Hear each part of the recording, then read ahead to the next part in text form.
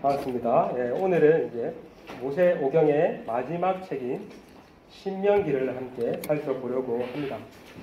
이 신명기는요, 구약 성경의 핵심이 되는 책입니다. 그래서 구약 성경의 핵심이라 불립니다. 왜냐하면 모세오경의 정점을 이루는 것이 신명기이고 이후에 나오는 역사서, 선지서에도 이 신명기 신학이 크게 영향을 미치고 있기 때문입니다. 신약 성경의 저자가 가장 많이 직간접적으로 인용하는 책이 바로 또 신명기입니다. 약 208번이나 인용된다고 합니다. 그래서 모든 길이 로마로 통한다라는 말이 있듯이 모든 길이 신명기로 통한다는 말이 있을 정도입니다.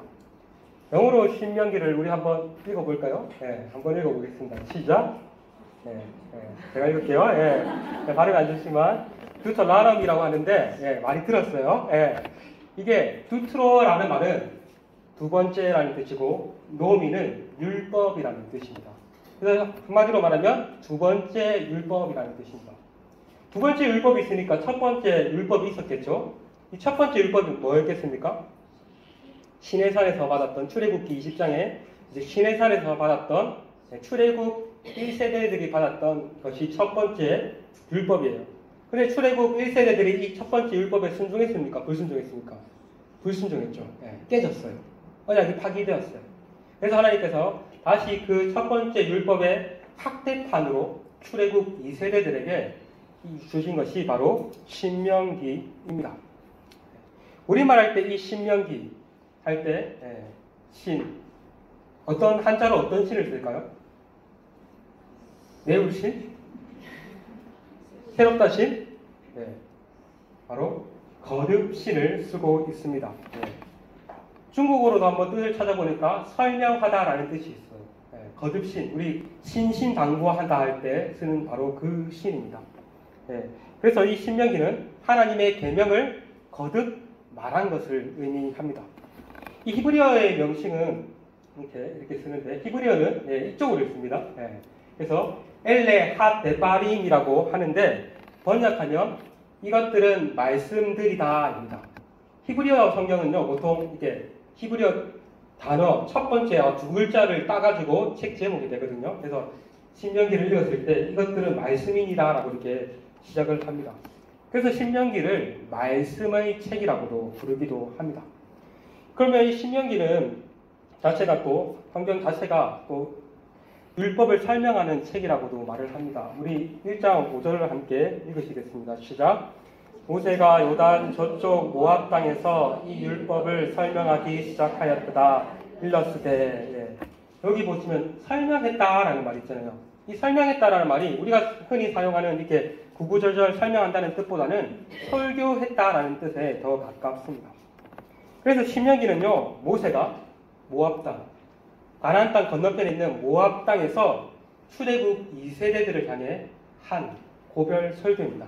몇 편 했을까요, 모세가? 이 신명기에? 몇 편의 고별 설교를 했을까요?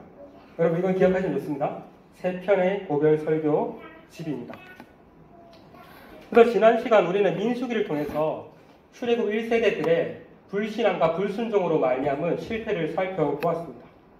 그러나 동시에 하나님께서는 은혜로 소망을 그 다음 세대들에게 주셨죠. 출애굽 1세대들은 불순양으로 말미암아 강야에 다 엎드려 죽었다면 그 다음 세대, 출애굽 2세대들은 그들의 어떠함에도 불구하고 하나님께서 반드시 약속의 땅으로 인도하실 것이라는 소망으로 마쳤습니다. 신명기는 이처럼 출애굽 3세대들을 향해서 모압 평지에서 전한 모세의 3편의 고별 설교입니다. 신명기를 설교적 구조로 살펴보면은 다음과 같습니다. 첫 번째, 서언이라 하면은 우리도 책을 보면은 머리말이 있잖아요. 저자가 누구이고 왜 어디서 기록했고 이런 것들을 담긴 서언이 나오고 세 편의 설교 가운데 보면 첫 번째 설교는 하나님께서 그동안 베풀어 주셨던 역사를 회고하는 내용이 나옵니다. 그리고 두 번째 설교에서는 그 하나님께서 베풀어 주신 그 은혜를 바탕으로 언약적 삶을 살 것을, 하나님의 백성답게 살 것을 권면합니다. 그리고 세 번째 설교에서는 축복과 저주의 내용이 나옵니다.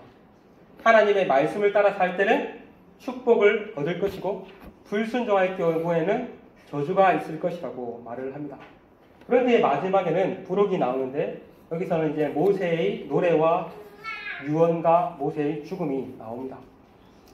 신명기는 이렇게 설교일 뿐만 아니라 또 구조에 있어서 언약 문서입니다. 한번 넘겨주시겠어요? 네, 넘겨주세요. 이 신명기는 고대 근동 지역의 조약 형식을 따르고 있습니다. 내용에 있어서는 설교인데 형식에 있어서는 고대 근동 지방의 조약의 형식을 따르고 있습니다. 기원전 1300년대 조약 문서인 히타이트 조약이라는 것이 있는데요. 이 조약은 패권을 진 종주국 왕인 복소국 왕을 제압하기 위해서 맺은 조약입니다. 우리나라에도 꼭 똑같진 않지만 일본과 맺은 강화도 조약, 최초의 불평등 조약이라고 하잖아요. 예. 우리나라를 제압하기 위해서 강화도 조약을 맺었듯이 히타이트 조약도 종주국 왕이 복소국 왕을 제압하기 위해서 이렇게 맺은 조약인데 이 조약의 내용은 크게 이렇게 나눌 수 있습니다. 전원이라 하면 여기서 종주국 왕 정체 나는 누구인가라는 것을 밝힙니다. 그리고 역사적 서원이란 무엇이냐면 지금까지 종주국 왕이 복소국 왕에게 어떠한 은혜를 베풀었는지를 말을 하고 규정은 복소국 왕이 이제 어떠한 의무를 지켜야 할지 기본 조항과 상세 조항을 기록하고 있습니다. 그런 뒤에 이것들을 잘 지켰을 경우에 축복을 받을 거고 못 지킬 경우에 저주를 받을 것이라고 말을 합니다. 그런데 맨 마지막에 문서를 잘 보관하고 또 주기적으로 백성들에게 낭독하고 증인으로 신과 여신들의 이름을 거명합니다. 놀랍게도 이 신명기가 나중에 학자들이 히타이트 조약이 이제 발견이 되고 조사를 해보니까 신명기가 놀랍게도 내용에 있어서는 설교지만 형식에 있어서는 히타이트 조약과 매우 유사하다고 학자들이 이제 발견을 하게 되었습니다. 그래서 신명기도 전원에서 여기 보시면 전원에서 역사적, 지리적 배경의 소개가 나오고 역사적 서원에서는 이스라엘 백성들은 불순종했지만 하나님께서 은혜를 베푸셨다. 우리의 조상들은 실패했지만 그럼에도 불구하고 하나님께서 은혜를 베푸사 여기까지 인도하셨다라는 것을 기록하고 있습니다. 그런 뒤에 이제 4에서 26장은 언약 규정이 나옵니다. 하나님께서 은혜를 베푸셨으니까 순종하는 삶을 살아라고 말을 합니다. 그래서 5에서 11장은 기본 규례가 나오고 또 나머지 12에서 26장은 상세한 규정들이 나옵니다. 그리고 여기서 이제 5장에 보면은 10계명이 한 번 더 나옴을 알 수 있습니다. 그리고 네 번째에서는 축복과 저주의 내용이 나오는데 특별히 28장에는 축복과 저주가 많이 등장함을 알 수가 있습니다. 그런데 여기서도 이제 단대뿐만 아니라 후대들이 잘 지킬 수 있도록 보관하고 낭독하고 증인을 세우라고 말을 하고 있습니다. 좀 어려우시죠? 약간 이게 신학교에서 배우는 내용인데 한번 그냥 다뤄봤습니다. 신명기의 주제를 저는 핵심 주제를 3가지로 한번 잡아보았습니다. 사람들마다 다양하게 할 수 있지만 제가 잡은 것은 이 3가지입니다. 한번 따라해 보실까요? 들으라, 기억하라, 순종하라. 모세는 가나안 땅에 들어갈 새 세대 이스라엘을 향해서 하나님의 말씀을 듣고 하나님의 말씀을 기억하고 하나님의 말씀에 순종할 것을 권면합니다. 그것을 한마디로 말하면 무엇일까요? 이겁니다. 하나님을 사랑하라. 너희들 가나안 땅에 들어갈 때인데 하나님을 사랑해라고 말을 하고 있는 것입니다. 그럼 우리가 한번 더 좀 큰 틀에서 한번 내용을 한번 살펴보겠습니다. 앞서 이제 1장 1절에서 5절은 서언이 나온다고 했죠. 신명기 전체의 서론으로서 신명기에 관한 중요한 정보들을 제공해 주고 있습니다. 우리 한번 보이시나요? 한번 읽어보시겠습니다. 시작. 이는 모세가 요단 저쪽 숲 맞은편에 아라바 강야 곧 바람과 도벨과 나방과 아세롯과 이삭 사이에서 이스라엘 무리에게 선포한 말씀이라. 호렙산에서 세일산을 지나 가데스 바냐까지 10가국길이었더라. 40째 해 15째 날 그 달 첫째 날에 모세가 이스라엘 자손에게 여호와께서 그들을 위하여 자기에게 주신 명령을 다 알렸으니 그 그때는 모세가 에스본에 거주하는 아모리 왕 시온을 쳐 죽이고 에드레이에서 아스다롯에 거주하는 바사랑 옥을 쳐 죽인다. 네, 잘 읽으셨죠? 제가 여러분에게 질문을 하면은 답은 여러분만 하시겠습니다. 자, 누가? 네, 누가? 네, 1절과 5절을 보시면 누가 나오죠? 네, 1절에도 모세가 나오고 5절에도 보면 모세가 한 설교구나. 언제? 3절을 한번 잘 보십시오. 한번. 네. 네. 이건 어떤 것을 기준으로 40째 해라고 할까요? 네, 출애굽한 지 이제 40년이 지나고 40년 지난 11째 11월 1일에 했다는 것입니다. 네. 벌써 40년이 지났어요. 그럼 어디서 1절과 5절을 잘 보십시오. 네. 요단 저쪽 숲 맞은편 아라바 강야. 나중에 지도에서 한번 아라바 강야가 어딘지 알려드릴게요. 그리고 또 5절에 보시면 5절 없나요? 제가 5절 뺐군요. 5절에 보면은 모압 땅에서라는 말이 있습니다. 그러면 이제 무엇을 보니까 1절을 보니까 모세가 이스라엘 무리에게 선포했다. 3절에 이스라엘 자손에게 여호와께서 주신 명령을 알렸다. 5절에 율법을 설명했다. 이렇게 나오죠. 한마디로 요약하면 출애굽한 지 40년 후에 모세가 모압 평지에서 약속의 땅에 들어갈 출애굽 새 세대를 향한 설교라는 말입니다.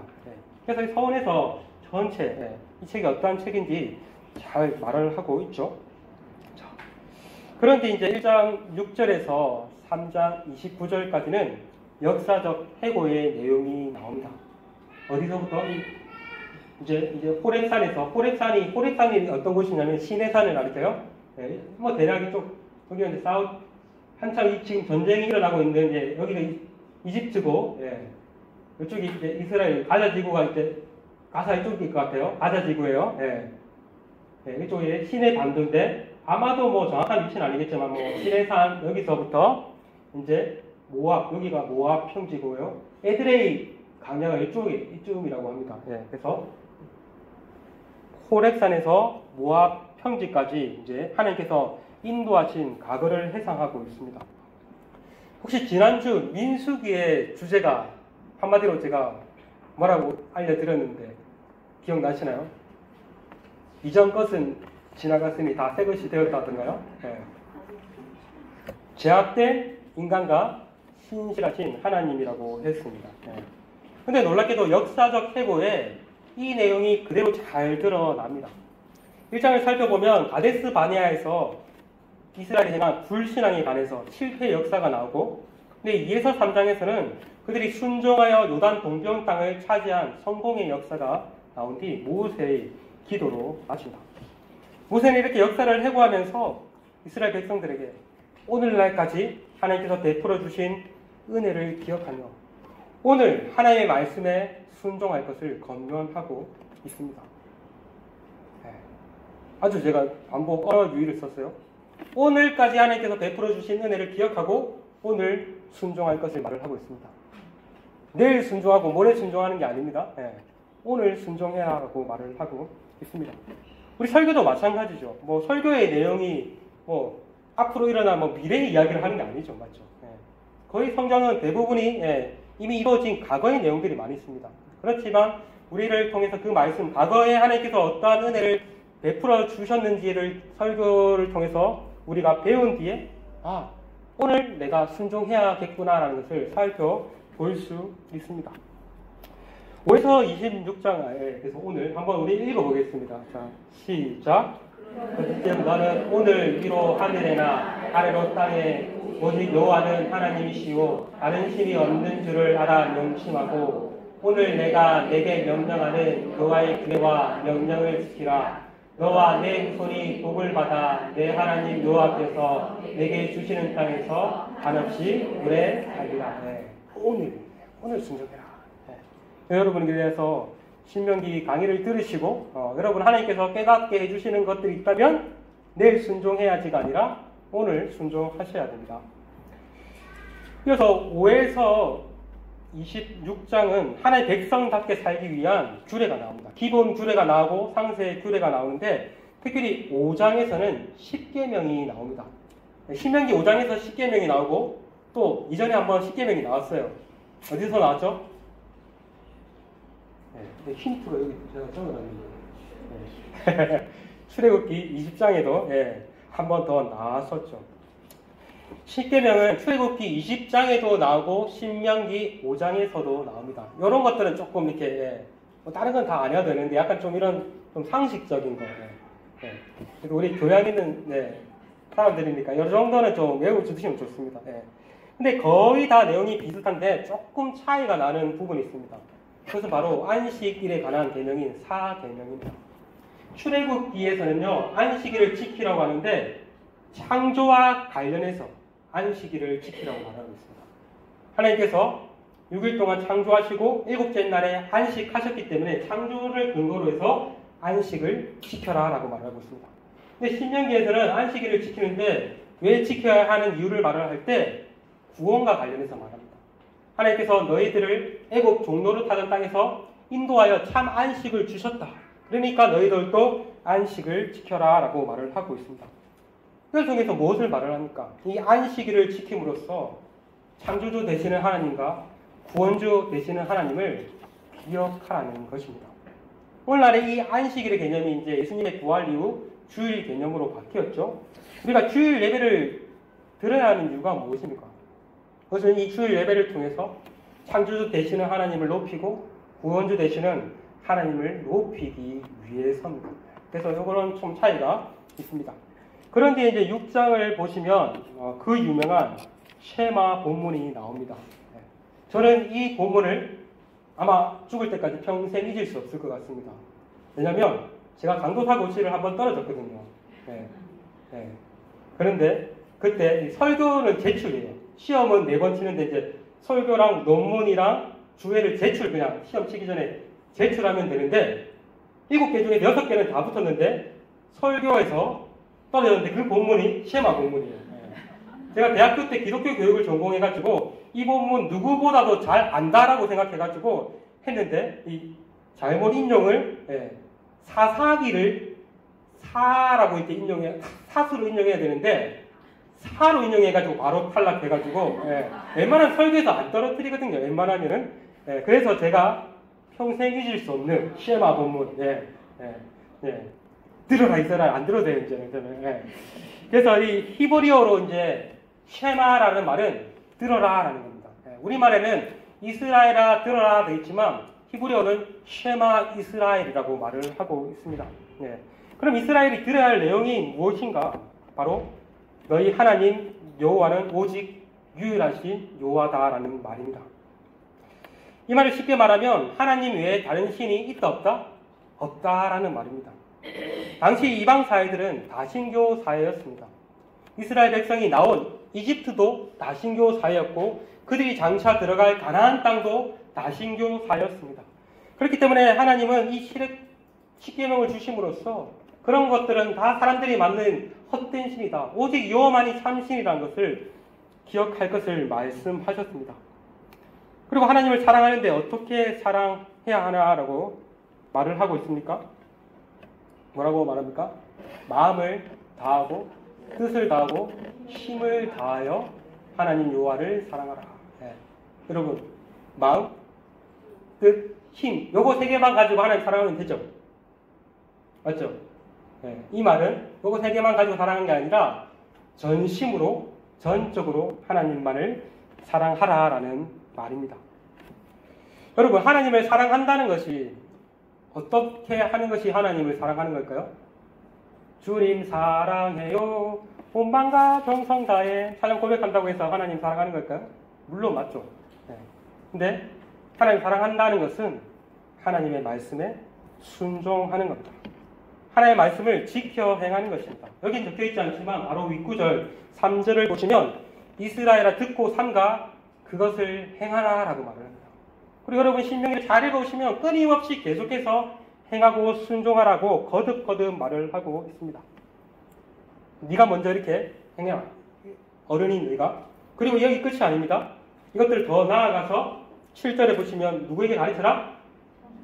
자녀에게 부지런히 가르쳐라 라고 말을 하고 있습니다. 우리 한번 7절, 8절, 9절만 한번 읽어보겠습니다. 시작.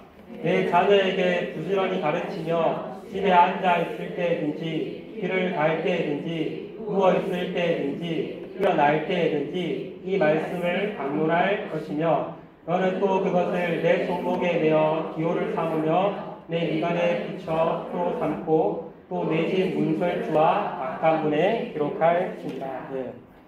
자녀들에게 하나님의 말씀을 가르치는 것이 얼마나 중요한지 히브리어는요 동사를 쓰더라도 강조형 동사를 사용하거든요. 우리말에는 뭐 동사가 이 강조인지 뭐 아닌지 살펴볼 수 없지만 히브리어는 강조형 동사를 사용하는데 자녀들에게 가르치랄 때 가르치며 강론하며 이렇게 그러니까 이렇게 입체적으로 이렇게 아주 강하게 말을 하고 있습니다. 그리고 때와 장소 시간을 가르치지 말고 언제든지 24시간 365일 자녀들에게 부지런히 하나님의 말씀을 가르쳐라라고 말합니다.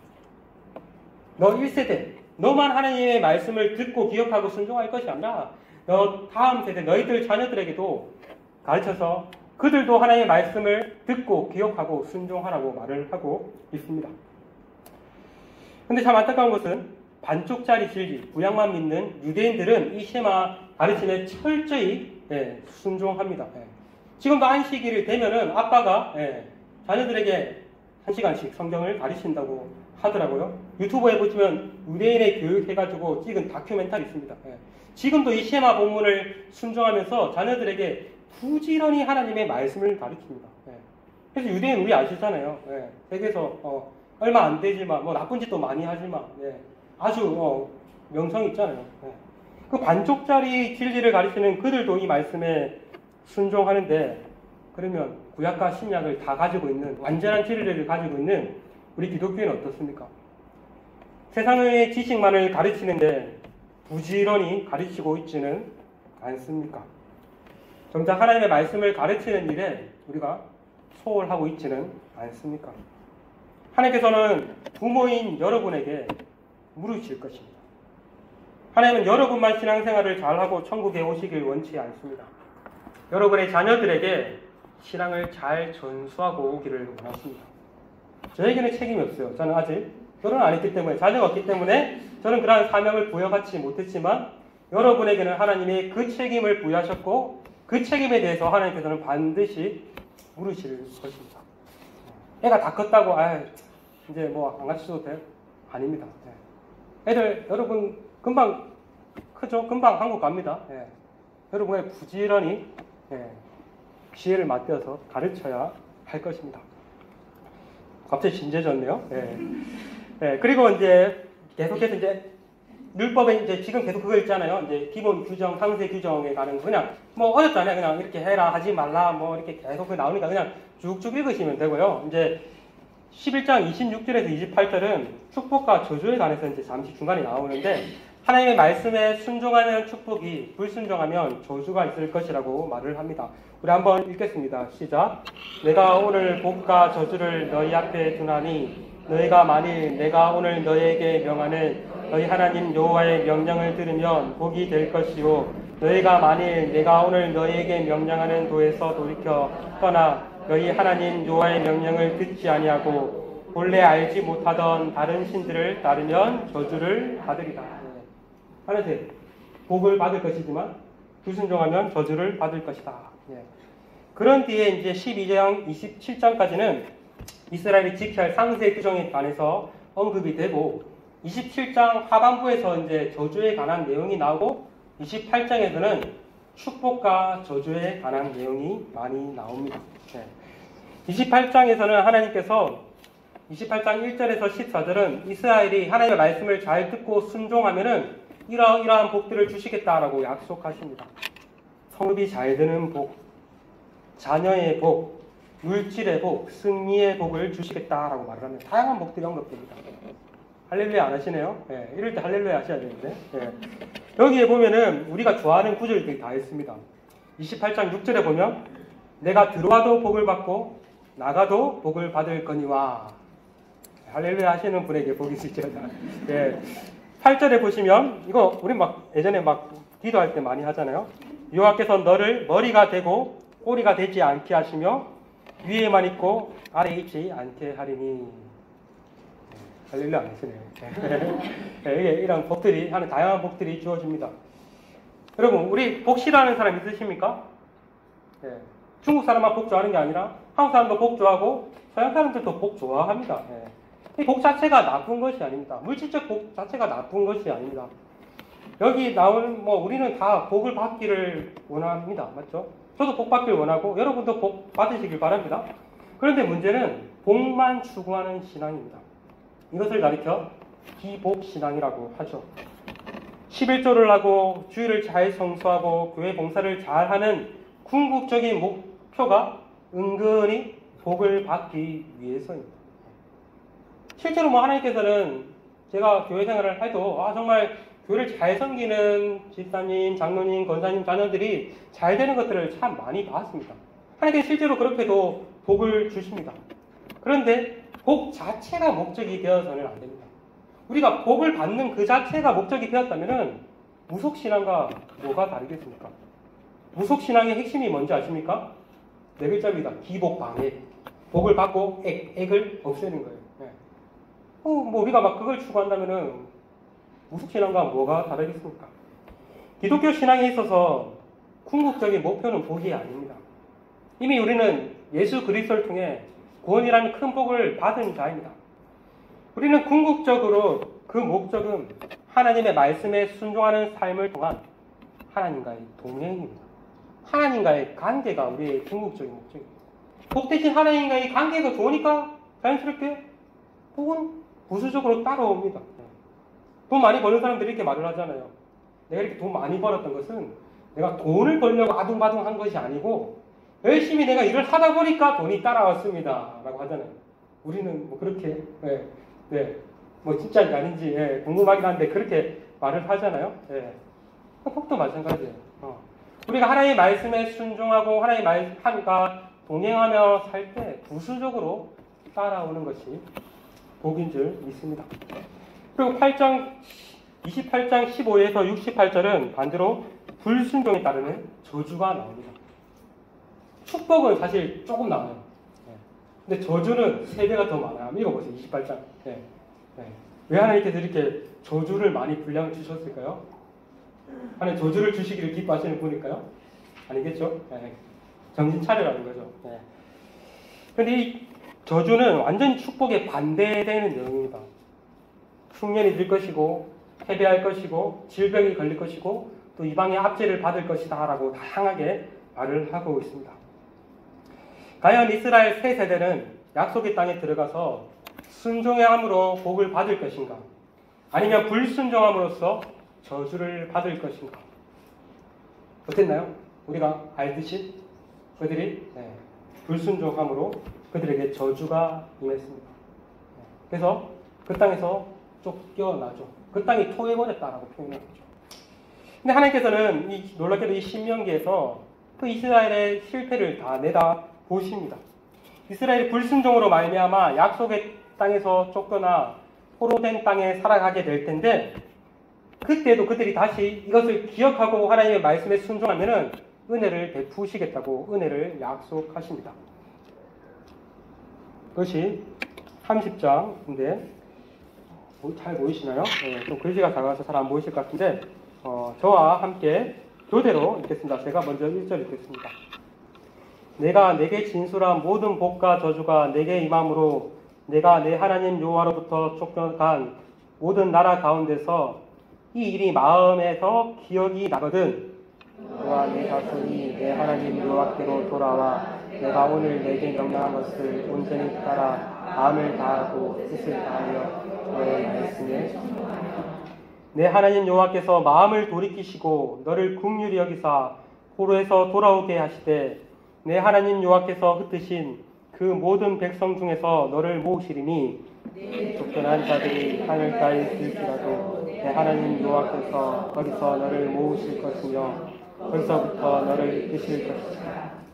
내 하나님 여호와께서 너를 내 조상들이 차지한 땅으로 돌아오게 하사 내가 다시 그것들을 차지하게 하실 것이며 여호와께서 또 내게 선을 행하사 너를 내 조상들보다 더 번성하게 하실 것이며 내 하나님 여호와께서 내 마음과 내 자손의 마음에 할례를 베푸사 너로 마음을 다하며 뜻을 다하여 내 하나님 여호와를 사랑하게 하사 너로 생명을 얻게 하게 하실 것이며.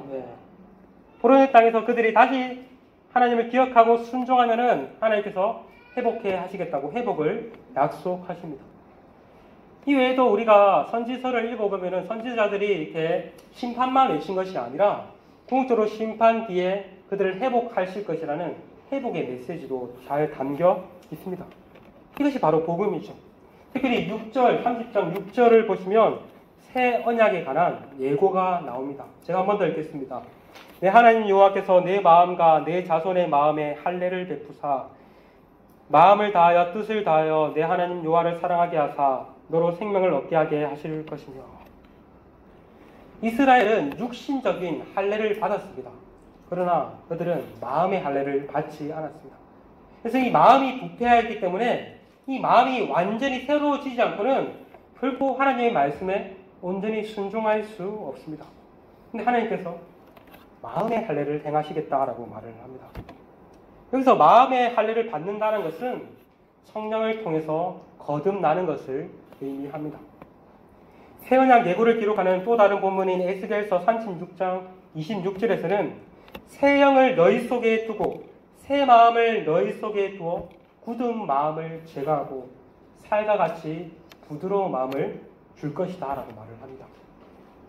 이 구약의 새 언약에 관한 예고가 누구를 통해 성취되었습니까? 바로 예수 그리스도를 통해 성취되었습니다. 예수님께서는 우리를 죄로부터 구원해 주셨을 뿐만 아니라 성령을 보내어 주심으로써 우리의 마음을 완전히 새롭게 하셨습니다. 그래서 하나님의 법에 자발적으로 순종할 수 있도록 이끌어 주셨습니다. 이전에는 하나님의 뜻을 따라 살려고도 하지 않고 살 수도 없었습니다. 그러나 이제는 예수님을 통해서 마음이 완전히 새롭게 된 자는 이제는 하나님의 뜻을 알기를 원하고 하나님의 뜻을 따라 살기를 갈망하고 능히 그렇게 살 수 있게 되었습니다. 물론 거듭난 이후에도 우리 마음 가운데는 육신의 소욕과 성령의 소욕이 늘 공존합니다. 이전에는 육신의 소욕밖에 없었어요. 그러나 성령을 통해 우리는 성령의 소욕을 갖게 되었습니다. 그러니까 이전에는 갈등 안 해도 될 것을 우리는 날마다 갈등하고 투쟁합니다. 이것이 거듭난 자의 특징입니다. 여러분 가운데 그런 게 있으시죠? 내가 하나님 보시기에 부끄러운 일을 행하는데 그런 투쟁이 없으면은 아마 그분은 아직 거듭나지 않을 가능성이 높습니다. 그러나 여전히 죄를 짓고 실패를 하지만 그러한 투쟁이 여러분 가운데 있으면 여러분이 이미 예수 그리스도를 통해서 마음판이 완전히 새롭게 되어 마음의 할례를 받은 자입니다. 그래서 갈라디아 5장에서 바울이 이렇게 말을 하죠. 이 두 가지가 있다. 하지만 우리가 육신의 소욕을 따를 것이 아니라 성령을 따라 행하라 라고 말을 합니다. 여러분 누가 언약 백성입니까? 새 언약 백성은 성령을 따라 사는 자입니다. 성령님의 인도함을 받아 사는 자입니다. 지난주에 말했죠. 이제 구름과 불기둥이 떠오르면 이스라엘 백성들이 따라갔다라고 했죠. 구름기둥이 출발하면은 뒤에 따라서 출발하고 구름과 불기둥이 멈추면 그곳에 멈췄다고 했습니다. 그것이 바로 성령을 따라 사는 삶입니다. 옆에 있는 분에게 이렇게 한번 해봅시다. 성령 충만하여. 성령 충만하여. 성령님을 따라 삽시다. 여러분 말은 쉬운데 참 늘 우리는 갈망하는 마음이 잘 없죠. 그런데 정말 우리가 성령님 충만할 것을 정말 사모하며 성령 충만한 삶을 살아가는 우리 모두가 되었으면 좋겠습니다. 마지막 31장은 모세에서 이제 부록인데 이제 모세의 노래가 나오고요. 이제 여기서 이제 지도자가 이제 인계가 됩니다. 이제 모세에서 여호수아로 인계가 되는 내용이 나옵니다. 그리고 이제 모세가 각 이스라엘 지파에게 하는 유언과 같은 축복이 나오고 마지막에 모세의 죽음의 내용이 나옵니다. 모세가 죽을 때의 나이 120세였으나 그의 눈이 흐리지 아니하였고 기력이 새하지 아니하였더라 라고 말을 합니다. 이렇게 모세의 죽음이 끝난 뒤에 잠시 그의 후계자 여호수아에 관한 내용이 잠시 나옵니다. 이것은 무엇을 의미합니까? 다음 성경이 여호수아를 신명기가 딱 준비시키고 있음을 알 수 있습니다. 다음 주 예고 드리면 이제 여호수아서는 이제 이스라엘 백성들이 이제 요단강을 건너가지고 약속의 땅에 들어가서 하나님의 말씀에 순종하여서 그 땅을 차지하는 내용입니다. 물론 아이성 전투에서는 불순종해서 실패를 하지만 궁극적으로 순종해서 그 땅을 차지하고 그 땅을 분배받는 내용이 나옵니다.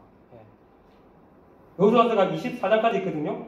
뭐 딱 나눌 수 없지만 거의 딱 12장은 약속의 땅을 차지하는 내용, 나머지 12장은 분배받는 내용이 나옵니다.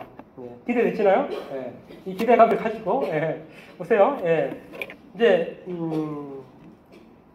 예수님과 신명기를 조금 연결시키고 마치려고 합니다. 이번 주 우리 초등부 아이들에게 이제 제가 예수님의 시험 해가지고 앞으로 이번 주에 애들에게 설교하는 공교롭게도 그 마태복음 4장의 내용인데 공교롭게도 이 신명기를 다뤘는데 신명기는 예수님이 사랑하시고 암송하신 말씀이었습니다. 예수님께서 사탄에게 시험을 받으셨을 때 말씀으로 이기시는데 예수님께서 인용하시는 성경이 3번 다 신명기입니다. 여기 보시면 이르시되 신명기 말씀에서 이르시되 하면서 이제 신명기의 말씀을 3번이나 인용하십니다. 예수님께서 율법 책이 있어가지고 인용하셨을까요? 이것을 읽으셨고 암송을 하셨습니다. 그래서 암송이 아주 중요합니다. 하나님의 아들 아담은 에덴 동산에서 하나님의 말씀을 지키는 데 실패를 했습니다. 또 다른 하나님의 아들 이스라엘 백성들은 광야에서 하나님의 말씀을 지키는 데 실패했습니다. 그러나 참 하나님의 아들이신 예수님은 광야에서 말씀으로 승리를 하셨습니다. 그걸 통해 알 수 있죠.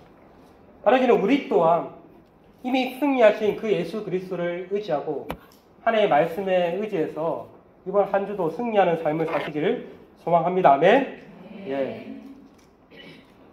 그리고 또 예수님께서도 신명기에 인용한 말씀이 유명한 말씀이죠. 하나님 사랑, 율법의 요약이 뭡니까?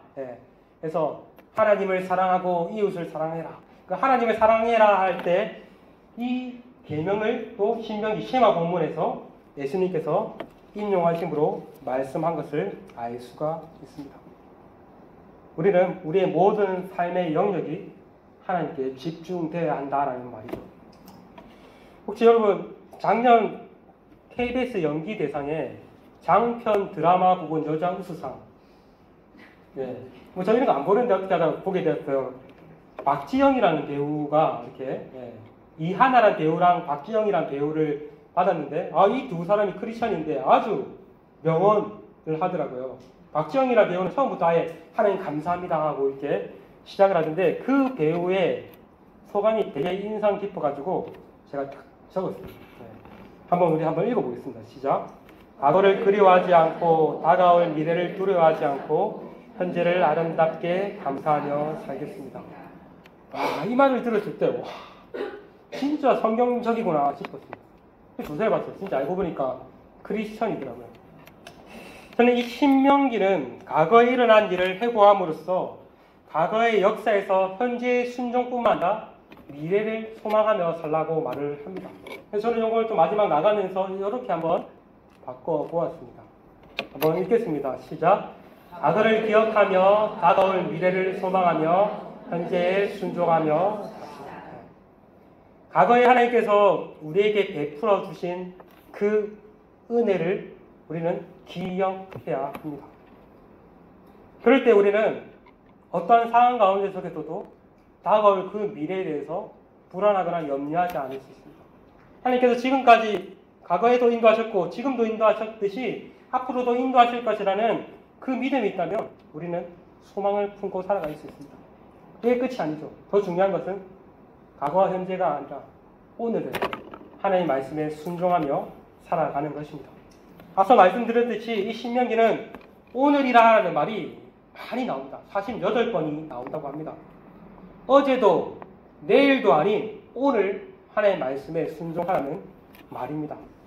바라기는 우리가 정말 오늘 하나님의 말씀을 순종함으로써 미래를 열어가는 저와 여러분이 되시길 소망합니다. 여기 끝이 아닙니다.